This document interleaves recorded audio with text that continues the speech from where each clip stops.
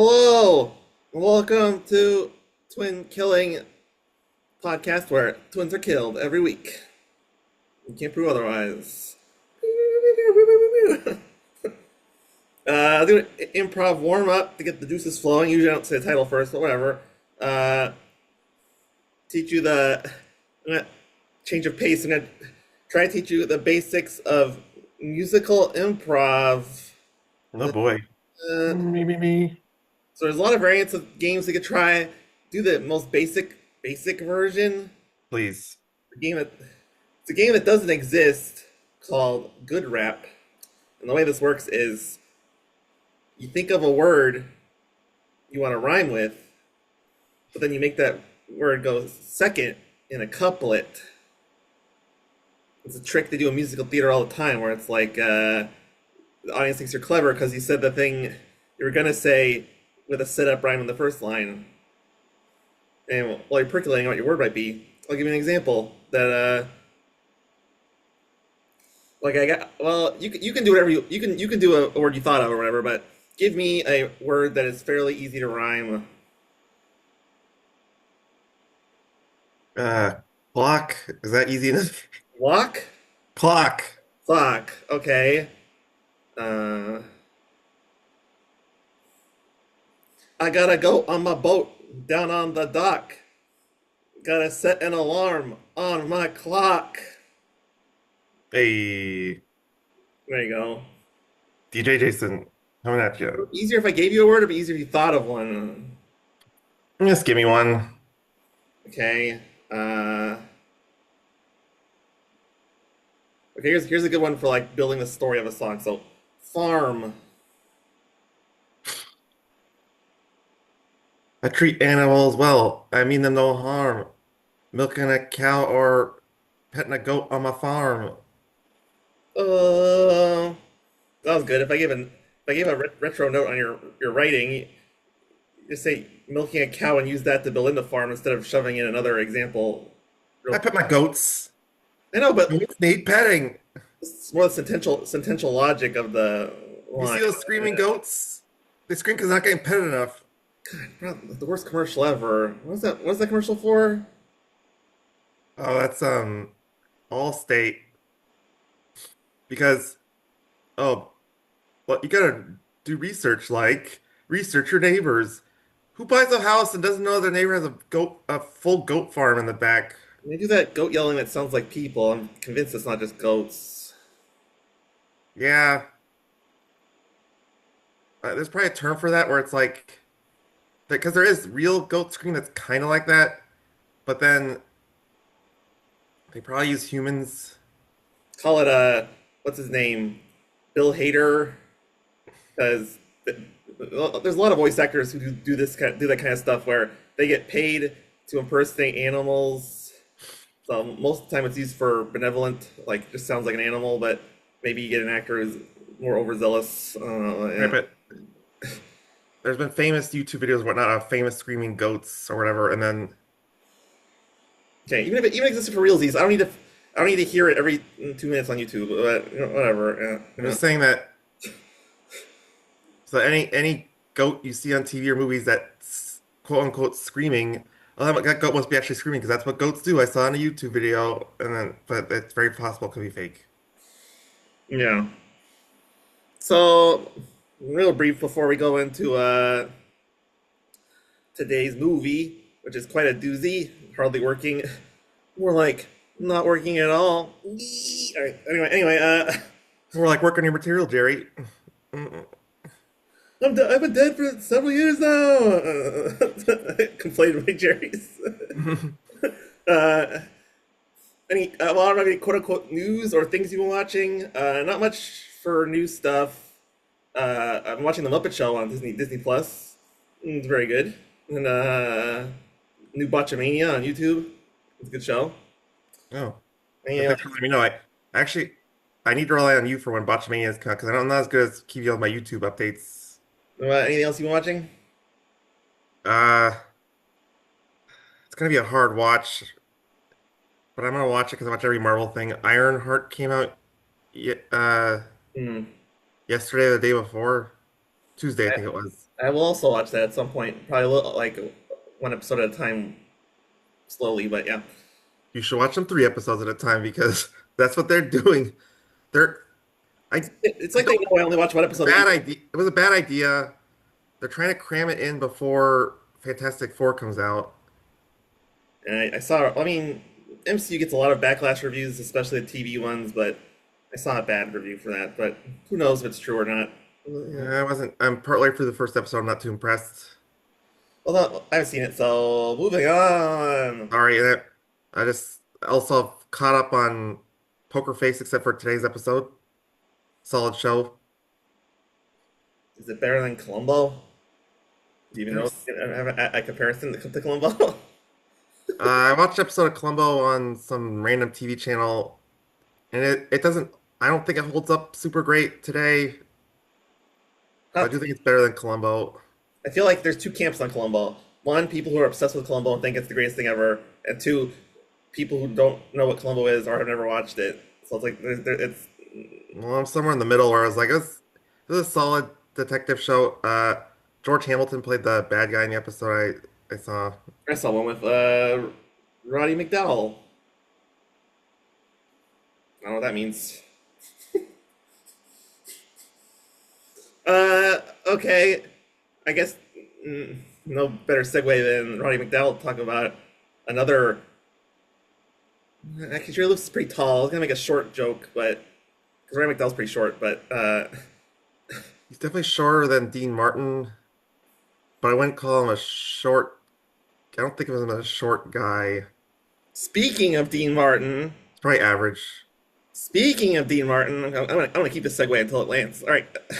Uh, I'm gonna do a very brief backstory into this movie. Nothing too fancy, but I do have some quote unquote trivia questions for you. Oh, cool. You'll get credit for the first name, but do you have Uh, any idea what Jerry Lewis or Dean Martin's birth name was? Geez, not really. But I'll throw something out there.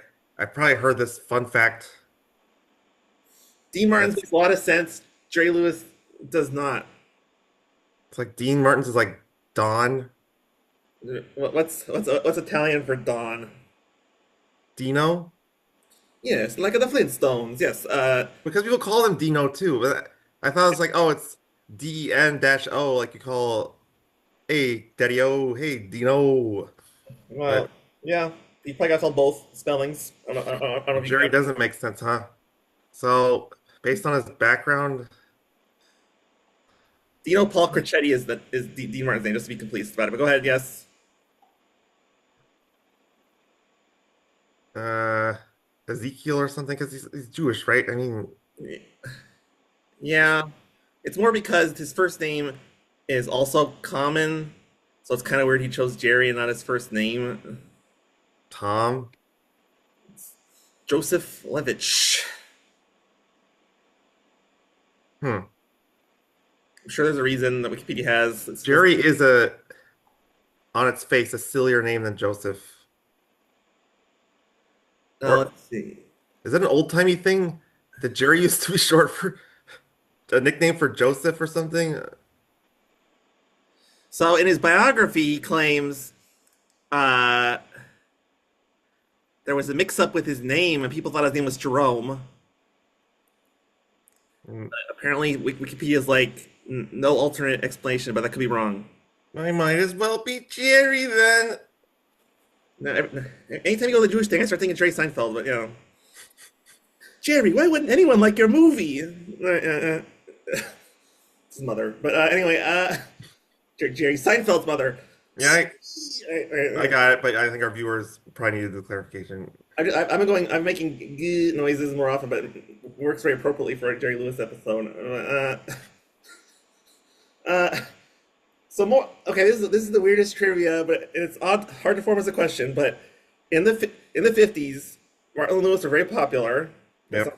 That's not the question. True or false?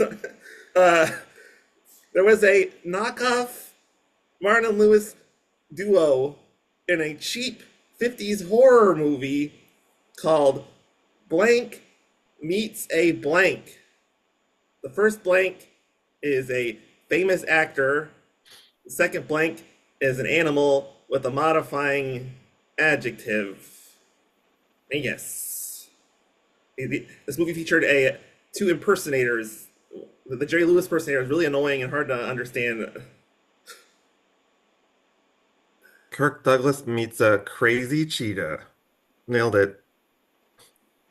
Yeah, in the sense that you get a person with human corporality and a wild animal, and it was pretty close. But whatever. It's Bela Lugosi meets a Brooklyn gorilla. Nice. It's supposed to be really bad. It's like an hour long. Tune in next week for Bela Lugosi meets a Brooklyn gorilla. Just kidding, but Because he anyway, died. Bella died during Plan 9. so I don't even. The clips I've seen are always about the bad Jerry Lewis impression because it's so weird. The guy just goes like, and you can't understand what he's saying. Oh, but he said 50s movie, so It's that's close. before Bell. Well, because Plan 9 was the 60s or 50s? It's hard to tell because I've seen a colorized version of Plan 9.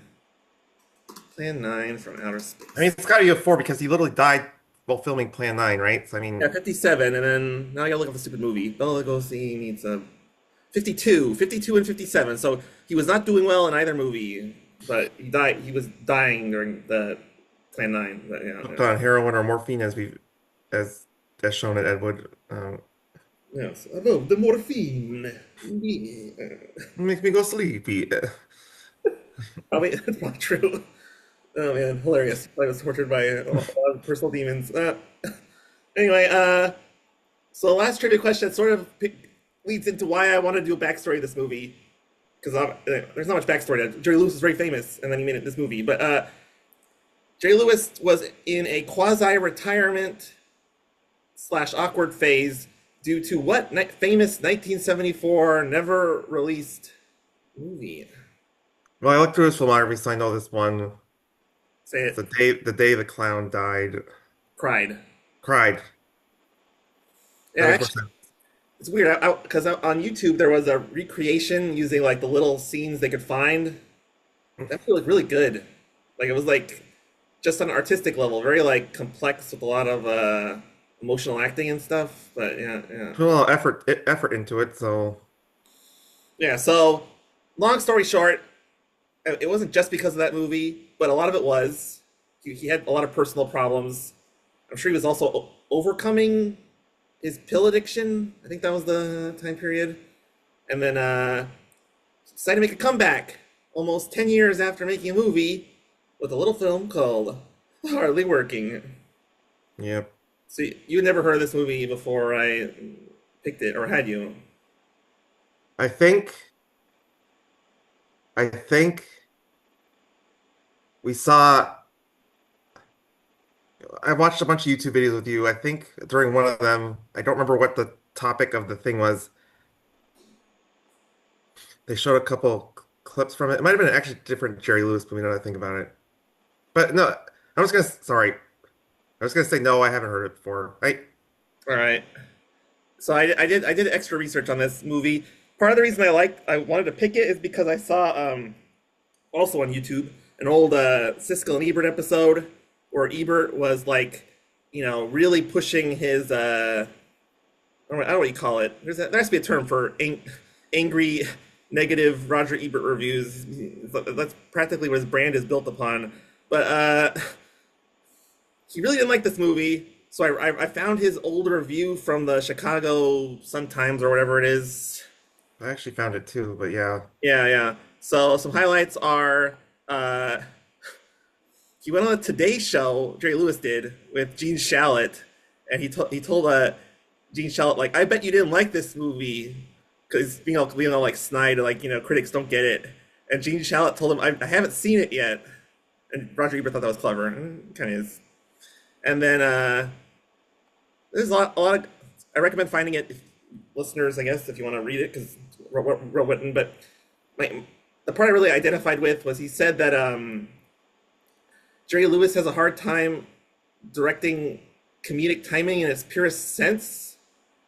He sort of feels like he has to get from like point A to point B, so he just does some weird comic business, and then the scene's over. Yep. Welcome to Probably work. So I guess we should get through the plot. I was gonna say, sure, plot in parentheses. I mean, there was more plot than I expected. I'm not saying it's good. Excuse me, sorry. That's right. This movie deserves more or less of that. Whatever the. Anyway, so yeah, so the movie gets off on a weird foot that just keeps getting weirder. Man, you're really just all right. You got a cuff button though, so you're fine. And I just called you out on it, so the cuff button is rendered useless. I'm rolling today. Okay. So we're at a circus, and Jerry Lewis is a clown. What is his name? That's not Bonzo. Something like that though. Hold on, I gotta follow along with the Wikipedia page for the movie. Roger Ebert didn't put in his review. Because no one cares. He's his normal name is Bo. Yeah, he's a different name for the clown. Wikipedia article doesn't say the clown's name. I He gets introduced in a because there's a him doing his dream job at the beginning Well, I mean, as a clown, he and actually has a job in the circus. That's right. that's what I'm saying. Yeah, yeah, That's yeah. his that's his ideal job, and he's doing that, and he does a pretty unfunny. Oh, it's a I never liked clowns at circuses when I was a kid either. Not I, like I was scared of them, but I thought the animals and the other things at a circus were more entertaining than clowns. I like clowns, but that's beside the point. The act was really weird. He what was it? He put objects in a bucket or something, or He had a bottomless suitcase, and he's pulling a whole horse thing out of it. So the humor, quote unquote, is from how many things are in it, and then the closets and stuff. It's somewhat clever, I guess. Some of them there's actually a hanger in there and stuff, but sometimes it's like someone holding a stick horizontally so you could hang things on it, and then the person runs away, and the audience can see him running away. So it's like, oh, there goes the stuff. You didn't know it left and stuff like that. yeah, it's really hard because there's a lot of flat direction in this movie, which I guess makes sense, and only because Jerry Lewis is a very physical performer. So he's probably thinking, "Oh, I have these like elaborate physical set pieces. You have to see them. So you do a wide shot, but then you don't really get like a strong emotional conveyance of what your opinion. You don't get a like an emotional connection you would get with like a close up or a cut or artistic editing. Yeah. Yeah. So the act ends. I don't. What? Wait. So, in I believe the answer is no. But in the beginning, his love interest, the the blonde, is not in the audience of that first part. No, he meets her at his first job. We'll get there. We'll get there. We gotta get the part. Yeah, yeah. Sorry, Well, sorry. you skipped the bizarre montage of his classic films that was before the opening credits. That may have been a YouTube No, it DVD was not. thing. It was in the movie. Yes, it was not in. So it originally got released in Europe, and it actually had some success. So it took a couple years but event to get released in the U.S. And when it got released in the U.S., they decided they needed to add that montage before the movie starts. So it's one of the rare movies where scenes from other movies were probably the highlight of the. That was also in that was actually in Leonard Maltin's review of the movie. That the funniest parts were in the montage in the beginning. Like Leonard Maltin. He's a good guy. Anyway, so the part when I was rushing to because it was weird. It was like watching a documentary or something because we cut to backstage and the circus is there and this fat guy who is like the circus. That was actually the only time I laughed out loud a little bit during the movie. No, actually, that's not true. You I think actually laughed at I la- That's not. I'm just sorry, sorry, sorry, sorry, sorry, sorry. I laughed when Jerry was actually trying to be funny a couple times. But the first time movie I laughed was how how fat he was. He was, I don't know, it's large people in life or whatever, but he was so unhealthy, big. Just shocked me when he walked out behind the curtain and told the bad news about how much it was. His explanation was too long, or about, you see, I'm running out of money. The bank won't give me a loan, He's like, and said something like, "Oh, if I get some money back, we'll get you guys something like that." I don't. It was really like it was oddly realistic when it was terribly boring. But yeah, yeah, it led to the kind of somewhat appealing artistic scene in the movie. I guess I'm overstating it, but he actually paints tear. Jerry Lewis paints tears on his clown face and well, looks in the mirror. So it's I missed that or blacked it out. That is insufferable. But I mean, I guess it's some kind of choice. I guess. But yeah, yeah, yeah. that was I thought it was a nice shot. Yeah, I honestly wish the movie was more like that with like subjective points of view or whatever. But so he goes. Uh, so I don't remember. So something like he ends up moving in with his sister, Uh-huh. and because he's And then her stupid husband, who is trying to do that Harvey Korman type. It's like he's a lame version of like a Harvey Korman type character where he says stupid wisecracks, but he's not nearly as charming or funny as Harvey Korman. yeah. Actually, God, I had a different comparison. Young Keenan Wynn. he looks more like Keenan Wynn because Keenan Wynn was also bald with a mustache, I believe, right? Yeah, yeah. A little more, obviously, a little more like famously deep in the voice and stuff. And And Harvey Korman had hair and was always clean shaven. I get what you mean. This, we'll get to the weird thing about that character. He was alcoholic, which was Doc weird. number, what is it, 4, 5, I think, or something? Because there's a weird twist with that character. That's stupid. But yeah, okay. Anyway, any other thoughts on the first introduction of Harvey? Well, Harvey. I was kind of saying it. Uh, he abused alcohol more than Harvey Korman ever did in a movie. He was drinking a lot of shots and he was kind of act talking drunkenly about how much he hated his brother-in-law. Um, Yeah. So yeah, there's so much in this movie where it's like my brain skips over it because it wasn't really funny and it wasn't really like momentous. But he gets like settled in the house, yeah, talks to the kid. yeah. Uh, There's two kids. There's a boy and a girl. The boy is hardly on camera, but the girl gets a full scene with Jerry, which is actually maybe one of the better scenes in the movie, I would say, because yeah. a thing, a thing. I think the best performances Jerry gave in the movie were him kind of playing himself in those scenes in his sister's house Yeah. because he seemed like a very nice, down to earth person, and he was thinking logically about his need for work and how frustrating it was that he didn't have work. And he actually gives a very sweet pep talk to the daughter while she's trying before she goes to bed. Yeah.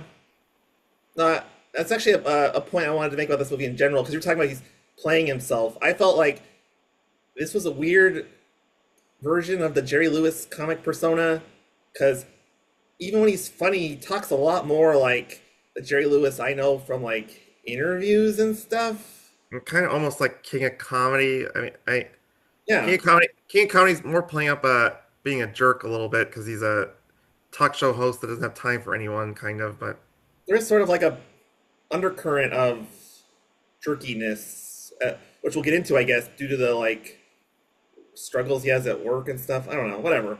I mean, I'm probably reading too much into that. Probably giving movie more credit than it deserves. So we have the family stuff, and then Jerry Lewis gets a read on a job. so his first job is he's just pounding the pavement and walking around. And he sees a gas station attendant job in the window. Yeah, he gets the sign, And then the famous, not, I was gonna say famous, the big gag that Roger Ebert pointed out in his review is, you sent me his name, Britt Leach, I think was it? I recognized him from even like '90s movies, where it like, always plays like shifty mechanics and stuff like that. Bald guy, kind of tall. Yeah. He sneaks up on him, and then maybe this maybe this is the first movie ever with this gag, but it seems hackneyed watching it now. He pushes all Like the like, cans over in the can display. that cannot be the first time. That's a common trope. I doubt Harley Working set the paradigm for a common trope that slapstick movies copied. And then this movie's so insufferable with its dialogue because call him Britt, I guess, because it's his actor name. He's like, he doesn't like Jerry Lewis, but he doesn't quite hate him. Well, he likes them at first because I can't remember the dialogue exactly, but uh, oh, because he kind of knocked his cans down. He gets all mad and he says, "Hey, I just went to talk to you. And you knocked your cans over. Why are you getting mad at me?" And he's like, "You're a feisty guy, aren't you?" I like feisty guys. You can keep the job place interesting. You know what? You're hired. But then he pisses him off at first because he Jerry is dusting everything, and then Oh, he's so like, "What are you doing?" "Oh, I'm dusting the cans." And he's like, "Dusting the cans in an auto shop? I like dust. I'm a mechanic." It's like, they both made no sense because there was no visible dust on anything. because And he says he likes dust. Like I mean that almost makes him.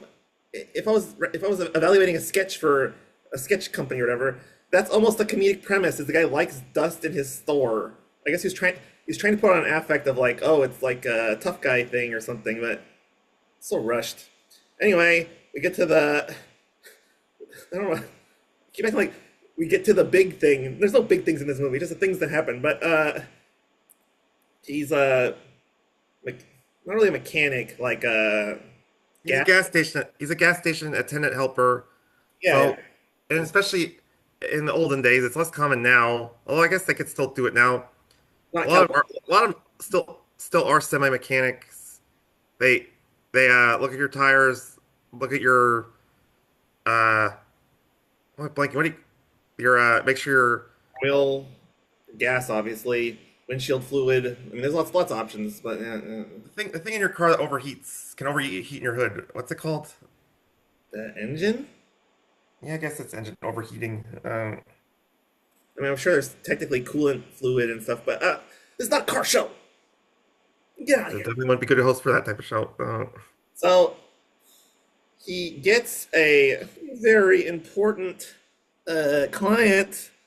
His okay, this is one weird, a lot of weird things. Okay, a weird thing about this movie I want to point out. He meets his love interest. Millie. Yeah. Did you have a comp for her?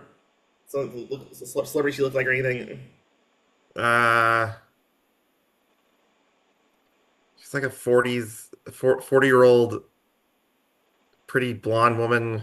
Yeah, I was going for like they wanted a Farrah Fawcett type, just in terms of the But body she and had to stuff. be a little older.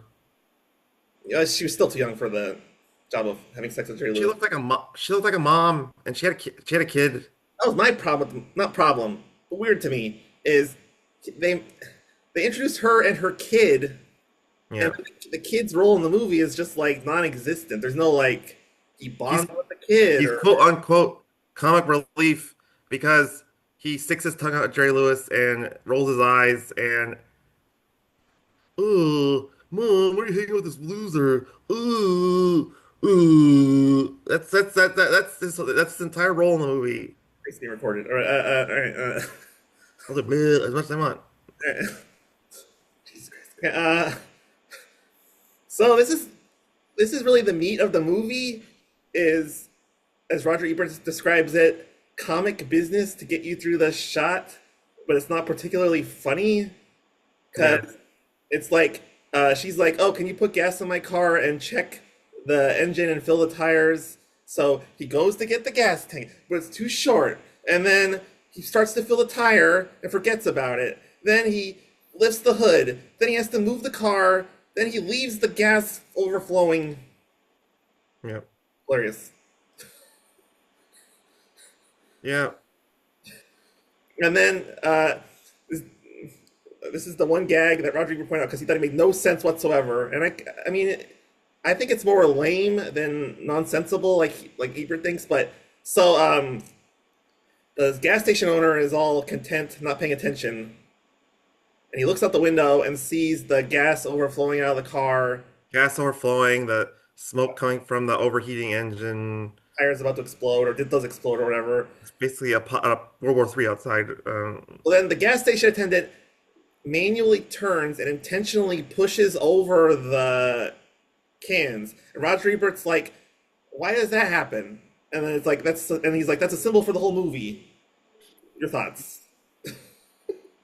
I thought it was more logical than Ebert said. We've all been there where you get so mad because someone does something like that. Like if I was a gas station owner, my attendant had that happening. You just want to hit something. You want to get your anger out, and see, he. It probably felt good for him in the moment, to knock the cans down. I'm, I'm probably thinking too much about the stupid character that is in the movie, the rest of the movie, but Yeah. it made sense to me. It wasn't particularly funny. Uh, The sad thing is, I think he's close to being, other than like his family and stuff, the most like relatable and possible growth. Could have been a character who grows over time in the whole movie. the gas station manager. Yeah, he's like pretty likable. Things are gonna get worse. God, if you say he's likable, you barely know anything about him.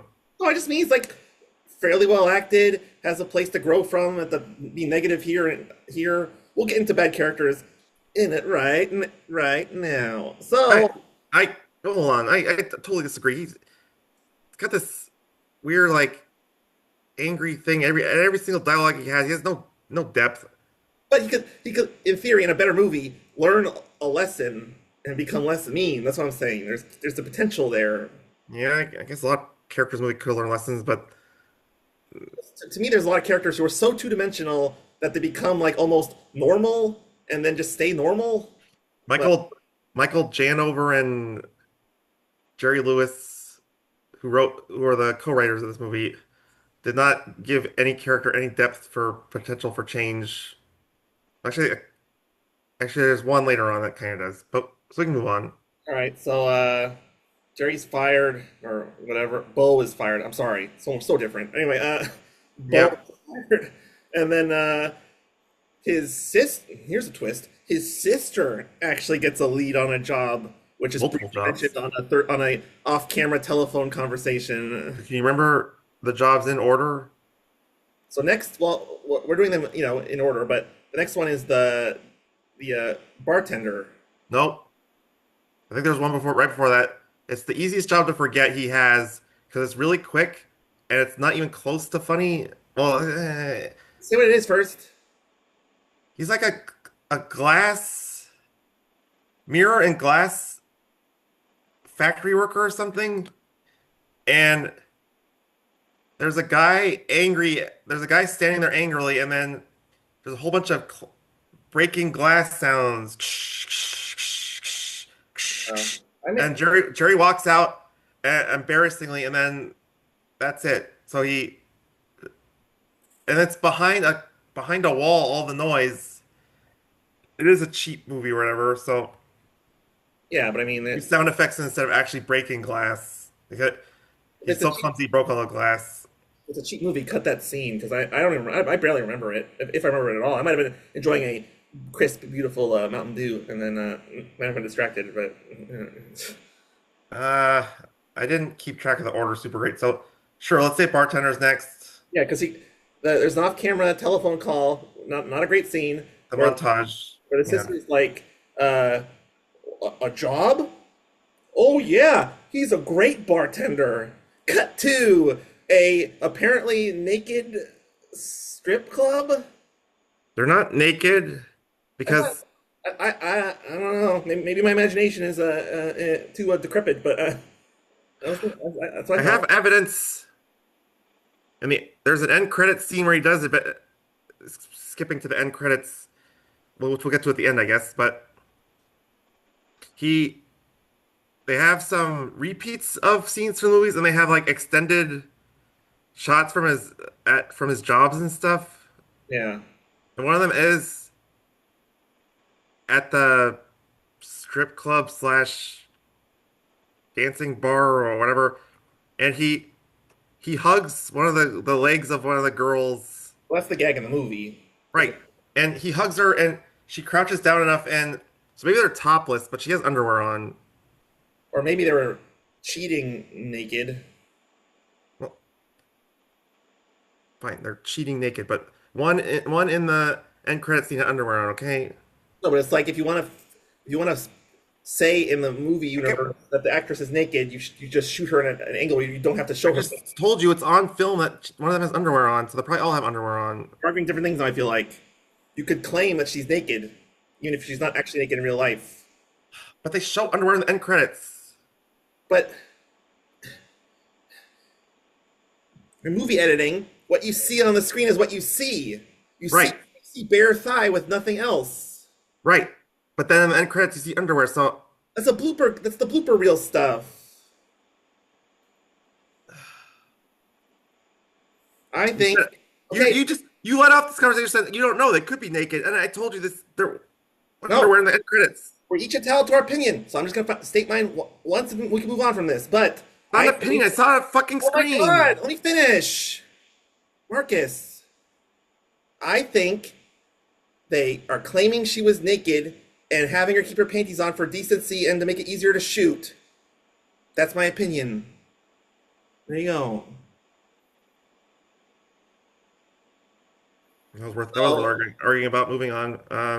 so the reason we're so mad and angry is because we're both feminist liberals and we're so upset at the grossest gag in the entire movie, which is he spontaneously wants to grab the woman's leg and give up the bartending activity. I thought it was just so distracted that he cuts the fruit all weird, Yes, and he gets kicked. Eventually gets grabbed by bouncers, or whatever, and thrown out. It's this whole it's the it's a montage of the sister on the phone getting jobs, and then he moves on to another job. right, but he did grab the stripper's leg, which is basically a crime. But he hugs it much more vigorously in the end credits scene I'm talking about, which caused this angry argument in the first place. It's just a friendly difference of opinion. It's like Congress. No, that's a bad example. All right. So yeah, he in my opinion, borderline criminal sexual transgression. He gets fired from the bartender. That was so short. That's probably my biggest The problem with. montage. Hey, let me finish. It just my problem with that gag is that it just it just abruptly ends, and he thinks that that's like a difference in pacing. I feel like it's still random. It's just shorter. It's not cleverer. Nothing in this movie's clever. Why do All right, but it was too long for a montage. Make a montage, choppy choppy. Speaking, Yeah, speaking. it seemed like a quick montage to me. I think you're I in think it's terms of length of montage, you're being too critical here. I think it's one of the longest montages I've ever seen. If you call it a montage. So during our 10-minute break, which you audiences do not get to see, I looked it up, and we were 100% on track with the jobs and the order.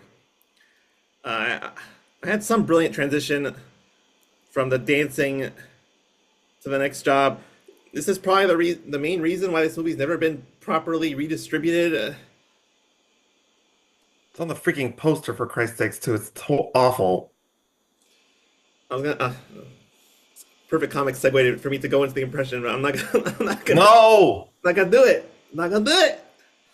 I mean we're not those popular podcasts, so it wouldn't result in you anything happening to your career. I don't think, Yeah, but but I got Snaggle posters to buy. I can't. I don't have. I don't have time for this shit.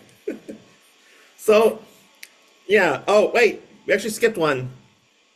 Wait, no. oh, is that? No, no, no. Actually, sorry, I'm wrong. We didn't skip one. Correct order. From the bartending, I don't remember the exact transition, but he gets a job in a Japanese tip-on Oh, restaurant. well, I remember the transition because I think it's a montage. You clearly don't agree, but Series of scenes that are slightly shorter. Yes. phone job, phone job. Sounds like a montage to me. But anyways, she actually speaks a little Japanese to the person at the other end of the line and says, "Congratulations on winning all that money from pachinko," or something like that. Yep. It's like, oh my God, what horrible writing. I mean, You think that's why don't horrible? you pick some non-Japanese way to earn money to not sink in what the viewers are about to see be even worse? So he gets a job with this tip-on restaurant, and with his deft history of comedic timing, he tries to overtake Mickey Rooney in the racist white man Hall of Fame. Probably succeeds. And I would say Mickey Rooney's probably the gold medal because it's such a famous movie that's more widespread. And then Jerry gets the silver medal here, and then there's probably other examples of real humans. It's got actually probably plenty. Um, but I'm just gonna to be silly. Krusty the Clown on the episode becomes a stand-up. Yeah, The he does the be wacky to fly weiss with the I would not be surprised. Well, I mean, obviously, it could be based on any white caricature of Asian people, but I wouldn't be surprised if the Simpsons writers had seen this movie or something. But yeah, yeah. Anyway, I don't know. It's hard to really go into much detail here. It's very, even despite the racist caricature, it's a very sloppy scene construction. He's really bad at doing tepon, and then the customers beat him up. Is there anything else you want to add to that? the since this movie didn't get widely distributed, as you said, both of us had to watch this on a not the greatest quality in the world. Uh, so I had subtitles on for the entire movie. I not hard of hearing anyway, but just it helps me make sure I land all the dialogue. But I was really struggling to understand him, and I think the person doing the closed captions was having problems understanding him too. Um, Well, there's really no forward momentum that dialogue would really go with in this scene. I mean, I don't want to do a full impression because of the offensiveness and how lame it was, but it was just stuff like you like bean sprouts or it was shit like that. It was Yeah. truly deplorable Was there any particular reason everyone started beating him up? because he keeps throwing food at everyone and Yeah. he's not feeding them and That was I that's was okay. I I like movies like that or that over the top like kind of Naked Gun style where people the type of people are violent that you wouldn't expect and stuff like that. Yeah, but it would have been funnier if it was like school children or a nun or something, not just Middle-aged white people. yeah. But I was gonna say the issue with this movie and Jerry Lewis's comic timing in this movie is that it's like he gave himself such a burden because he gets five jobs or whatever that fail and one that sort of succeeds, so he has to come up with like five different ways for him to mess up, and it just seems like, oh, what if my character like destroyed property on all of my jobs? It's very like lazy. Yeah, Yeah, yeah, yeah. So, sorry, go ahead. I just I get he just thinks that making fun of because the other jobs that he fails at, he tries his best, but it logically kind of almost logically fails. He's just not a good mechanic, he's not a good bartender or whatever, but I guess because he's a clown by nature, he decides when he takes this job to put fake teeth in and uh big glasses on and do an awful accent. I don't know. It's No, the yeah, one job he treated it like that. The other ones he tried his best. yeah. I think he was trying to. I mean, it is.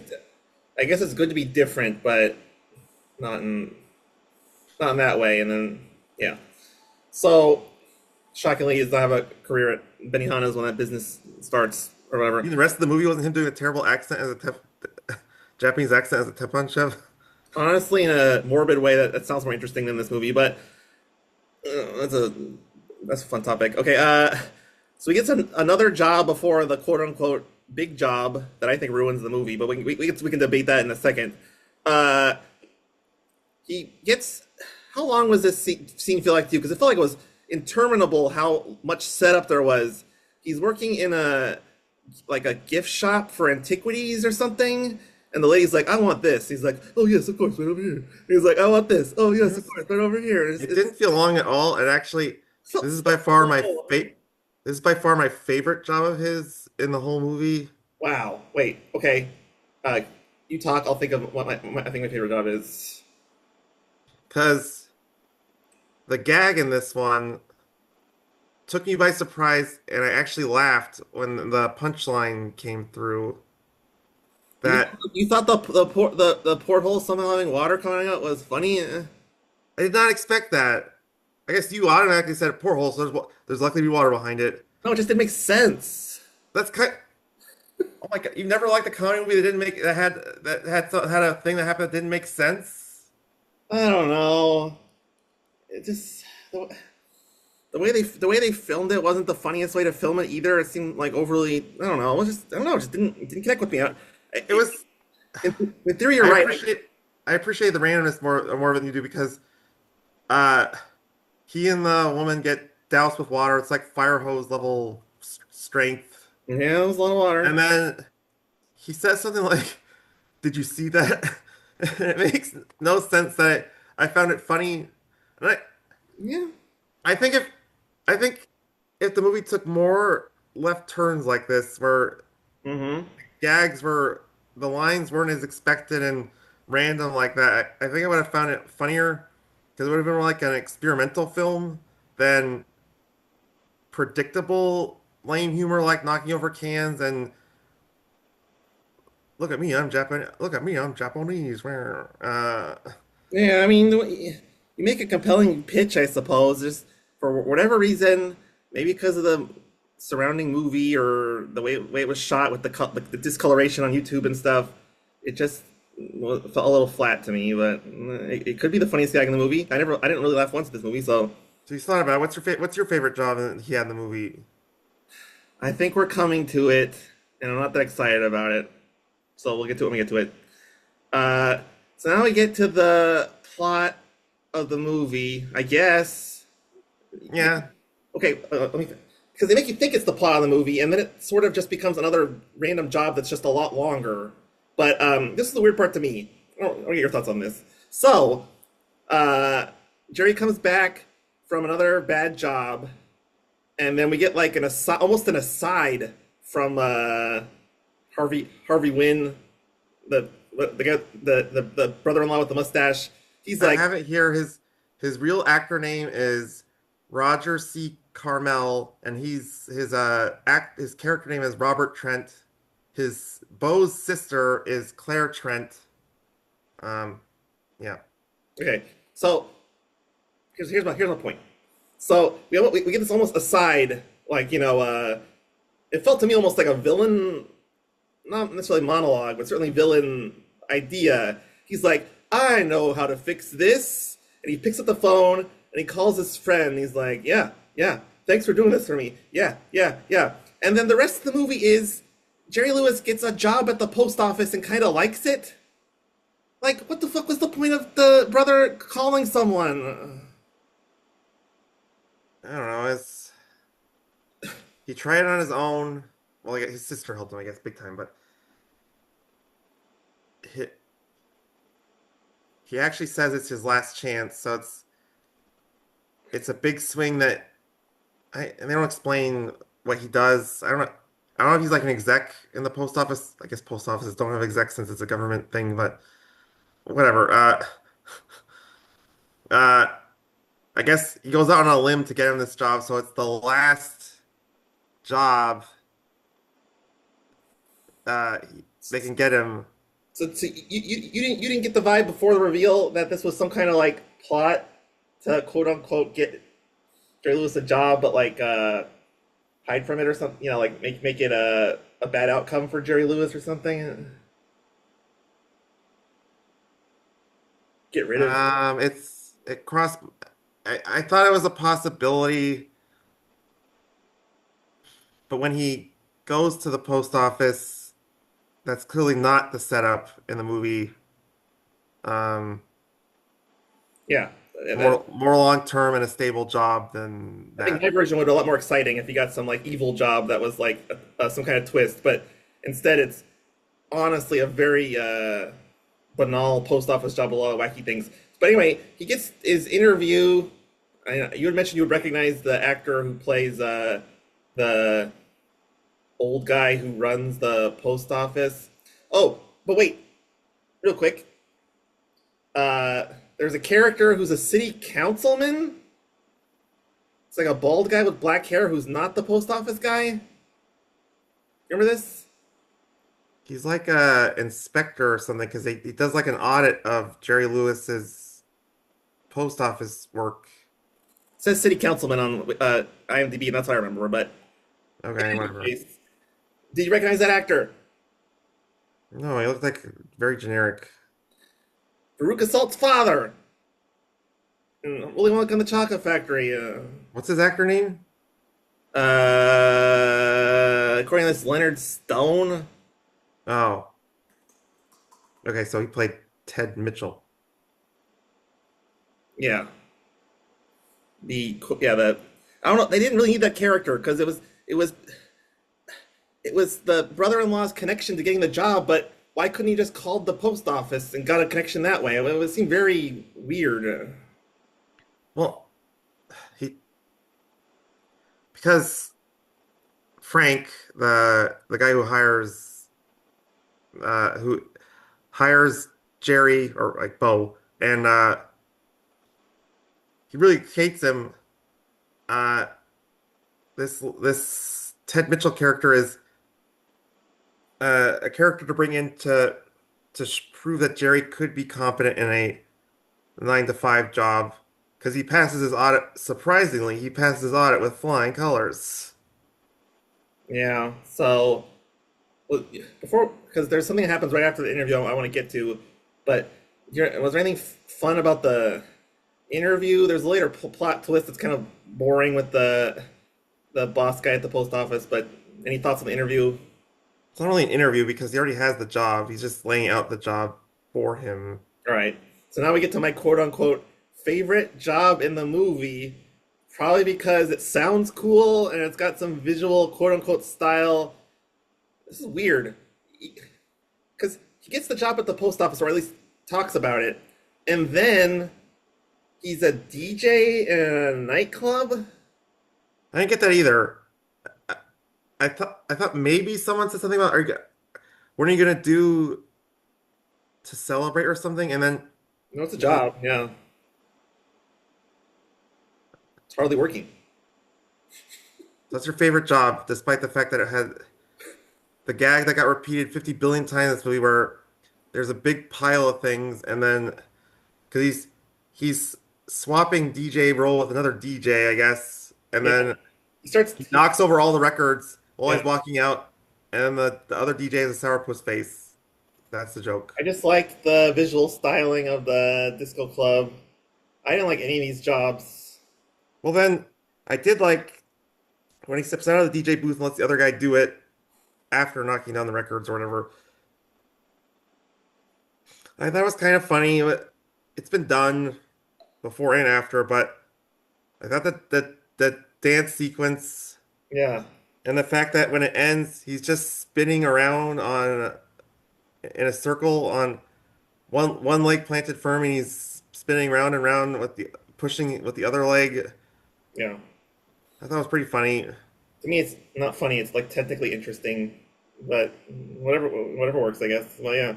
It's hardly working level funny because you got I don't know, you got to give bright spots compared to the rest of Harley working, not like bright spots compared to Blazing Saddles or Duck Soup or something. It just So I don't know how to discuss this. I guess try to determine the order and stuff, but just a lot of like flat, unfunny comic stuff.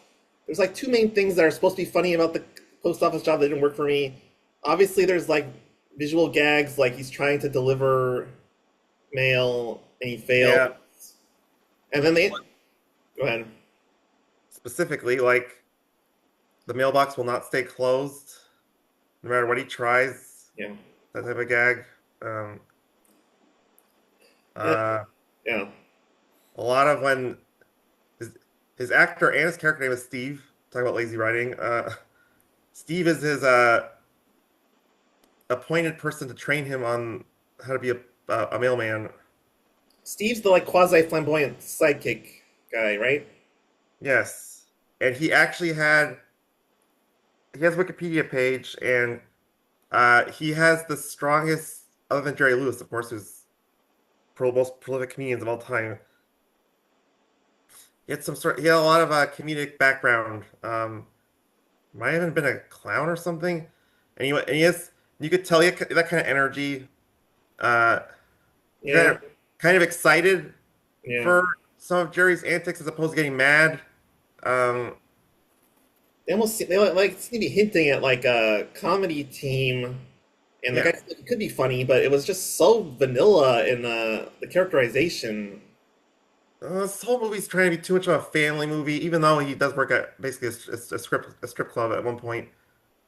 But other than that, it's like I think specific trying to be family friendly, and he's a lovable loser is trying his best. Yeah, I mean, they could have given that character a little more sass or irreverent humor. That Steve guy, but yeah, yeah.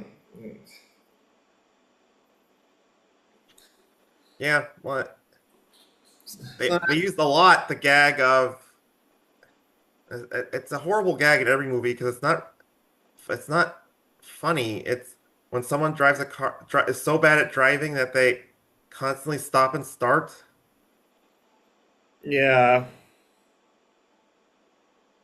yeah. Like, but I guess, yeah, They do it like 5 times in this movie, like 5 different scenes of Jerry driving the mail truck, and he does that. They beat it to death. so at some point we get the big reveal. I guess two. Well, big reveal and a plot turn, I guess, or whatever.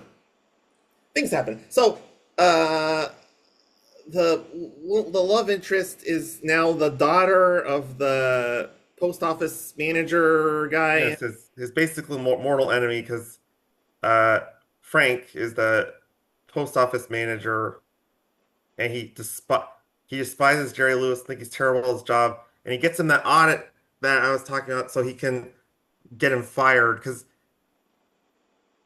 I've heard it's true. Once you get a government job, it's hard to get fired from it, sort of thing. Yeah. So they despise each other, and it's so sitcom-y, or it's like how how can I hate him even more? He's dating my daughter. What? The weird thing was because it didn't connect to me as a thing. It sounded like Frank was saying on principle his daughter can't date a postman. Like postmen are such trouble.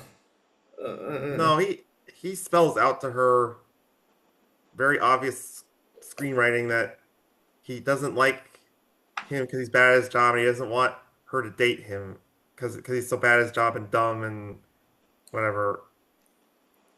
Oh, I remember differently. Whatever.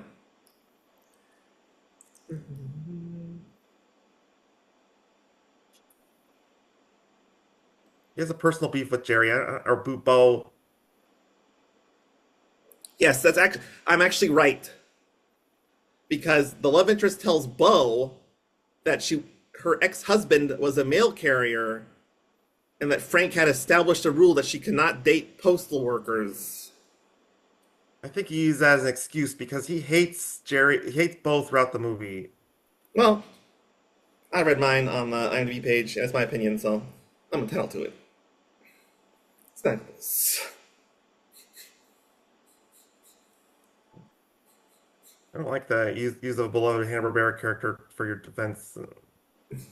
IMDb. Anyway, It's comedy gold, just like Hardly Working. yep. If they had Snagglepuss, then anyway. So God, that almost feels like the whole movie because I know more happens, but oh my God, that movie was just the ending was so slow on arrival.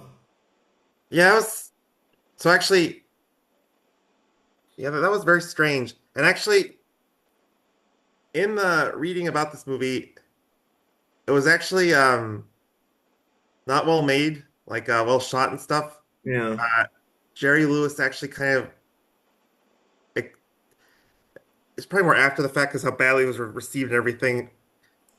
He said he was exhausted and not ready to make the movie, so there were actually weird editing cuts and stuff.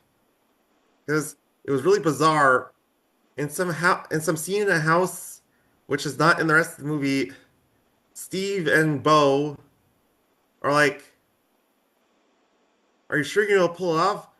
And Jerry's like, "Yeah, I gotta do it." And then it, I think it was like a deleted scene from, it was like a snippet from a deleted scene that the whole scene should have been cut, but they kept that in. I guess because, and that made no sense. He tries really hard to pass his audit, and he does, and then Steve said, "There's such obvious screenwriting." He said, "Oh, I did a great job today. You're no clown." And then Bo said, "Don't you ever say that to me." And then Steve's like, "Okay, okay, calm down." And then yeah. Uh, the ending. The ending movie's not confusing in the sense that you can't understand it, but if you had to explain the whys of it, it's so. Because I had to look this up, so how forgettable it is. But I remembered it. so Steve couldn't deliver rabbits, Right. so they multiplied as rabbits are wont to do. It's not right? They multiplied inside the post office, and then the solution is that Jerry Lewis does he give them does he give rabbits away? For some reason, he makes a big deal I of bet. marching through town with mail. Go ahead. So it's kind of like a big clown act, not that funny of an act. Um, S- Steve and Bo, this is the big thing they was talking about they're going to do together. Steve and Bo walk through town. Steve hands and Bo is in his clown costume from the beginning of the movie. Yep. Steve hands the clown the mail. The clown delivers the mail. Everyone's happy to get mail. And I guess because the clown's walking around town, a huge mob of people start following him. Yeah. Oh my God, there's a clown on the street. I gotta see where this is going. And my thousands of neighbors. Why would it doesn't make any sense. There's a clown on the street, so everyone has to follow him. What type of boring town they live in where they have to follow a clown? Be a small town. I don't know. So Speaks poorly of Florida because this whole movie's set in Florida. yeah. I think it's actually Sarasota, Florida or something. Steve from Florida. Bobo. Anyway, Deep Howard Stern reference. And they get to a parking lot of a grocery store or bank or something. actually, IMDb actually says, let's see, it says,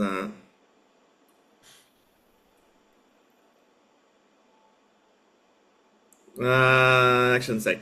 Whatever. Yeah, parking lot, whatever, yeah. So, the very end of the movie, which I also have a question about because uh, Jerry Lewis and his love interest are going to clown. He's going to clown college, but he was working as a clown at the beginning of the movie. Why does he have to go to clown college? Your thoughts? I don't know. I guess. Well, for one thing, it's there is a little bit of jokes in the car ride after he gets picked up by his girlfriend Millie Mhm. about what should have written it down. I want to write anything down from this stupid movie. Um, uh, he said, what should I major in, or what type of classes should I take?" It's one of the He rabbits goes, talking in the post office. Sorry, go ahead. "This is a new segment for animals." He's he says like, what should I take my class in? Pie throwing or squirting water? That's probably not the line, but something like that. Yeah. Yeah. So, but to answer your question, I don't know. I mean, they established with that stunt with the bunnies and the walking through town and handing out mail that a clown is where he's happiest. So it makes sense to go back to that to get his dream job slash be happy or whatever. But yeah, the clown college part is weird. I guess because he had to join a company. Maybe clown college. I'm putting way too much thought in creating my own ending as opposed to what this was actually on screen. But that maybe if he goes to comedy clown college and does well, he can learn how to go into business for himself as a clown. Or maybe I just thought of this, like, because the circus he was at before was small and it failed. If he goes to a school sponsored by like Ringling Brothers or Barnum and Bailey in the '80s, I guess that was still a viable career path. Maybe he thinks he's gonna get in like big time now. You know, I don't know. Going to the top, tippy tippy top.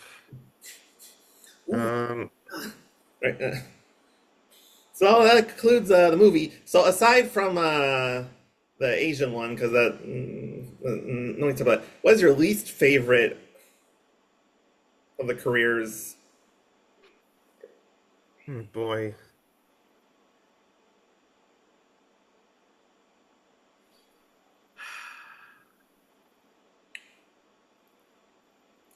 For me, maybe it's a cop out, but because it's kind of almost the entirety of the movie in hindsight. But Post Office was so meandering in plot, and just felt like it was stuck there forever out of nowhere. It killed the vibes for me. So Post Office all the way. But I know it's kind of cop out, but yeah. I already told you the antique store is the best one. Uh, I like some of the things in the post office a little bit. Um, how nice. There's a another post office character. His name's Claude. Is nice to him and stuff. And I don't know. There's some depth there. Uh, God, the ones in that I call it montage. You call it phone talking scenes. So many. They're all pretty lame. Um. Uh. Jeez, it's so hard to pick one. But I will pick one, and I will pick.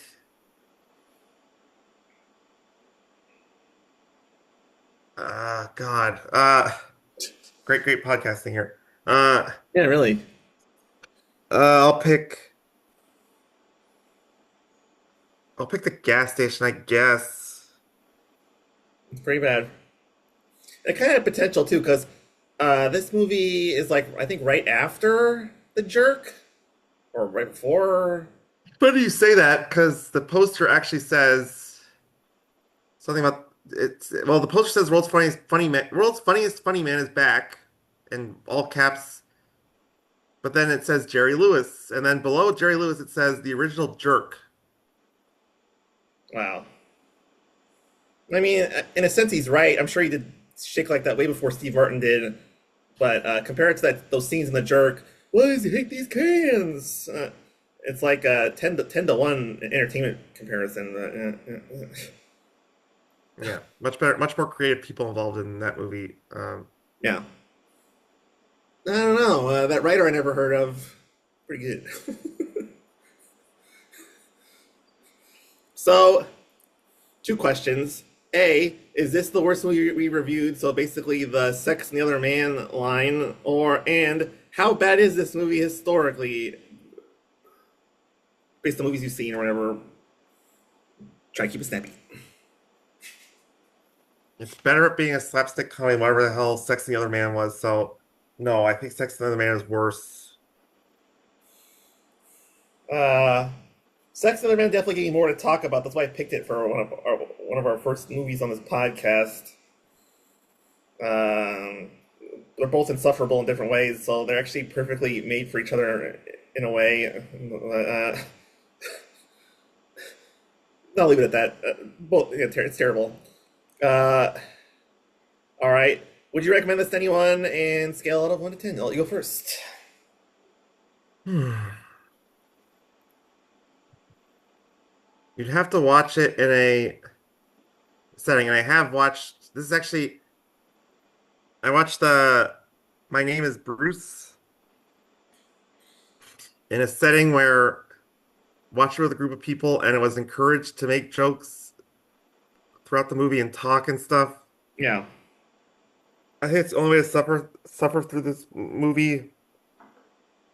To watch it, try to watch it on your own and try to appreciate like cinema. It's just it's too much. It's Yeah. And I think the racism thing sort of spoils it for everyone, but go ahead. Go ahead. Sorry, go ahead and finish up. but yeah, it really if this give it a two, I guess. It's not really worth watching so bad. It's good. The the Japanese scene is just horribly offensive, gut punch terrible, and then but if you cut that out, it's such a forgettable light movie Yeah. where it's it's almost surprising that Jerry Lewis is in this movie because it's like a lame copying his slapstick from his other movies. I guess he's probably trying to make a quick buck. He's getting pretty old at this point. Yeah, it's like close to his final directorial movie. I think there's a couple more after this. They're also forgettable.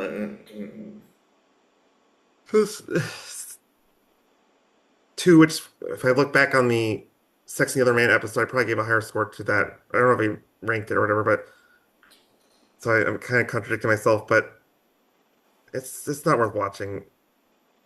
Yeah, I think this movie's perfectly tuned for people like me who are intrigued by the Jerry Lewis persona to such an effect that bad modern talks with a deep voice Jerry Lewis is as interesting as funny Jerry Lewis or Scorsese Jerry Lewis.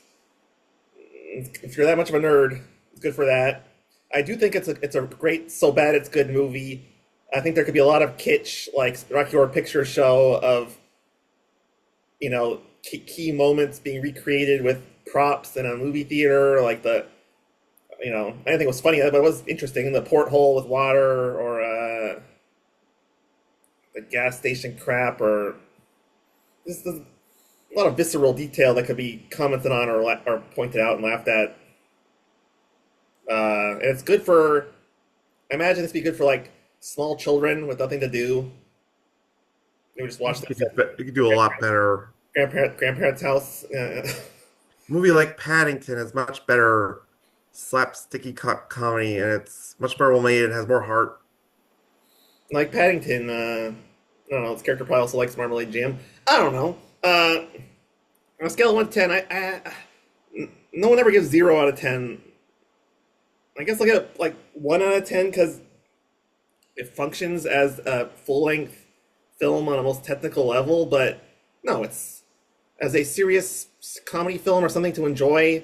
It's interminably awful. It doesn't manage to have like a propulsive generic plot or like clear cut characters. I mean, I was gonna say aside from Jerry Lewis, but even his character is so flat and one dimensional. All the characters are just so whatever.